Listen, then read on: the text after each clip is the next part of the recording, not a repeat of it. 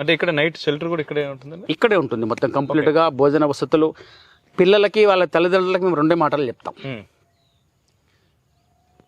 తల్లిదండ్రులుగా మేము బీద వాళ్ళం, మా పిల్లలకి మీరు సహాయపడండి మీరు మమ్మల్ని అడగాలి.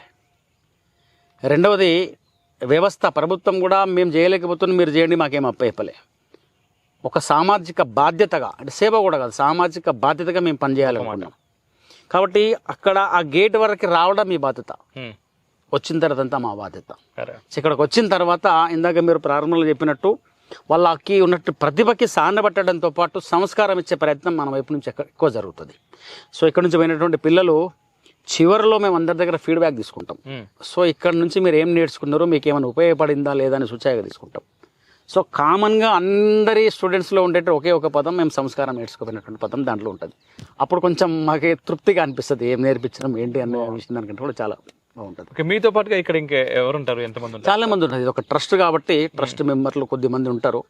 సో సమయానికి అనుగుణంగా ఇందాక ఇప్పుడు స్పోర్ట్స్కి వేరే టీం ఉంటుంది, అకాడమిక్కి వేరే టీం ఉంటుంది. ఇన్ని వేల మంది విద్యార్థులని అంటే మీతో పాటుగా ఖచ్చితంగా టీం ఉండాలి. ఆ టీం ముందుకెళ్ళాలి అంటే విత్తం ముఖ్యం, విత్తం ప్రధానం, డబ్బులు కావాలి. ఇదంతా ఎలా నడుస్తుంది ఈ వ్యవస్థ? తప్పకుండా ఉన్నారు. మిగతా టీం అంతా కూడా ఉంటారు.